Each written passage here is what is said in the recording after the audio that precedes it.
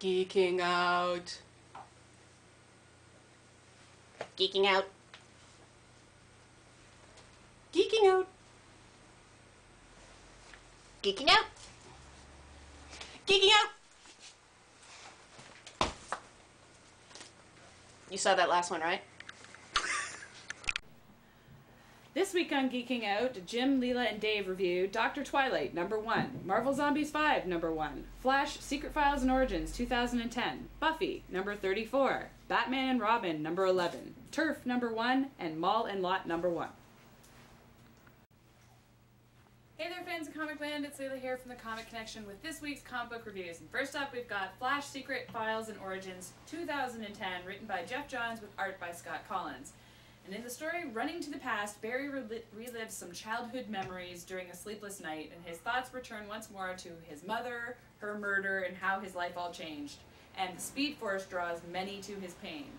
Meanwhile, it seems that the Mirror Master knew all along that Barry Allen might return and set up a contingency plan.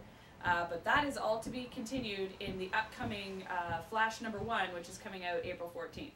In the Secret Files portion, there's histories for all the key players in the Flash universe, including the mysterious Captain Boomerang, although they don't give very much details about him. I believe this is the character that is featured in the Blackest Night Flash miniseries.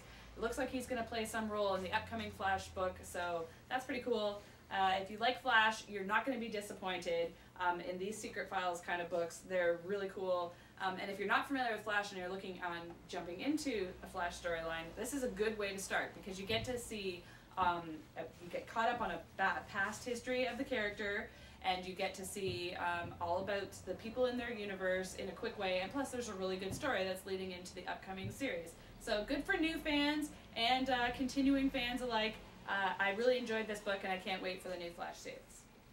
Next up we've got Marvel Zombies 5, #1 of 5, written by Fred Van Lint and with art by Kano. And in this one, the Agents of Armor, which is the alternate reality monitoring operational response team, they send a couple of agents to visit Variant Earth 483, because this whole series always deals in variant multiverses. So anyways, this world, it's frontier times, and they've been struck by a powerful force that's turning the dead into zombies. Surprise, surprise.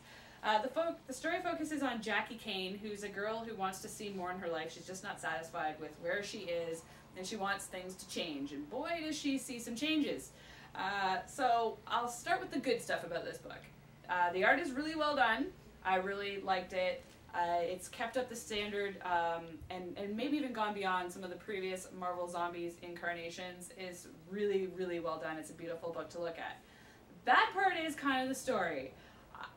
If you want to see a book about a bunch of Marvel characters that you don't really care about, like unlike the other Marvel Zombies ones that have been, you see like Marvel Spidey and or Zombie Spidey and Zombie Wolverine picking at each other and it's funny, that's not in here.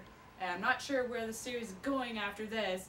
So for me, the whole thing kind of jumped the shark and I'm not so interested anymore. But if you're a big Marvel Zombies fan, you might be like, cool, it's another Marvel Zombies, and you're going to dig it anyway. But for me, I was only like, it's okay.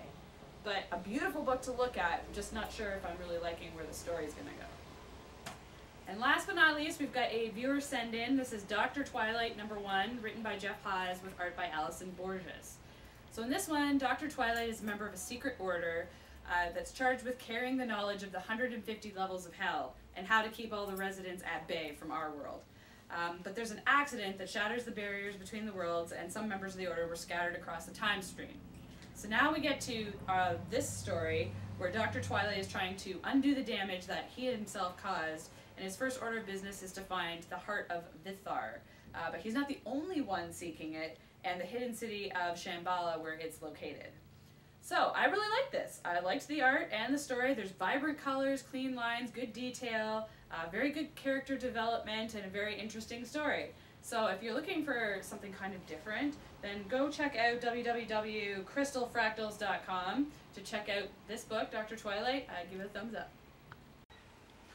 Hey folks, Jim here with this week's comic reviews. First up, we have a viewer send-in from Toronto Comic Con, The Misadventures of Mal and Lot, written by Chris Leung, with art by Chris Leung and Sundang Sianpar.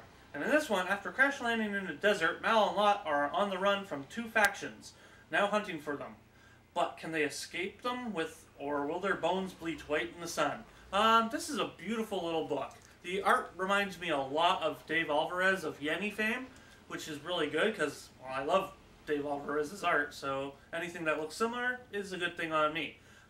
Beautiful art, okay story. There's not a lot of talking, not a lot of dialogue, but it's okay. You don't really have to have heroes that talk a lot to actually tell a good story.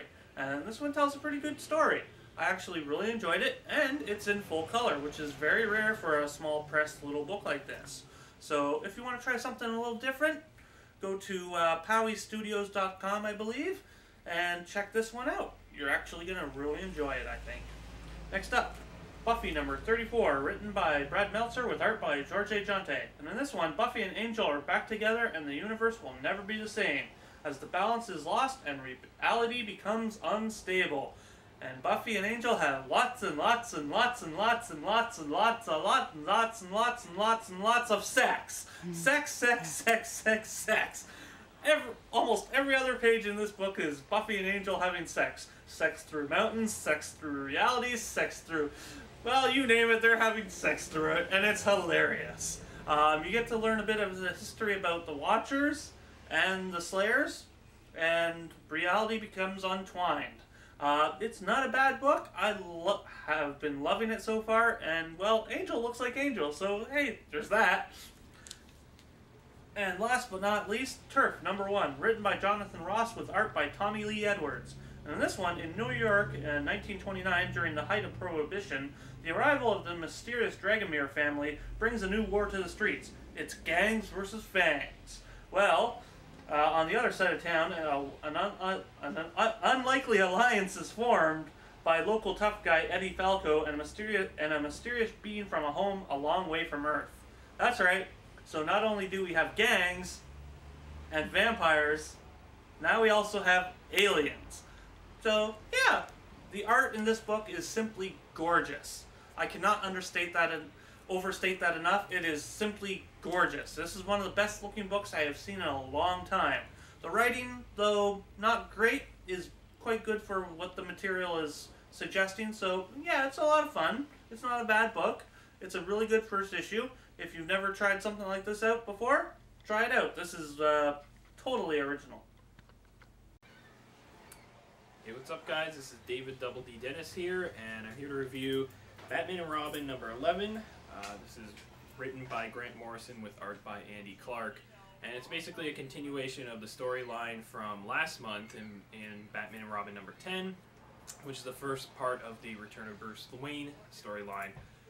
So I'm not sure how I feel about this whole Bruce Wayne being stuck in like a time warp thing, but the way Grant Morrison presents it is pretty cool. It's got a really good like mystery feel to it. Basically, Damian and Sexton, who may or may not be Bruce Wayne in disguise, I don't know, he's not revealing anything yet, are investigating something that's going on in the Wayne Manor Cemetery when they're attacked by 3 new villains. And meanwhile, Dick Grayson is investigating a whole new like tunnel system underneath the Wayne Manor that he didn't know about before, which may reveal some new information about Bruce Wayne and where he is. So this is pretty cool. I really like this Batman and Robin storyline overall. It's pretty entertaining. So if you're interested, pick this up. It's pretty awesome.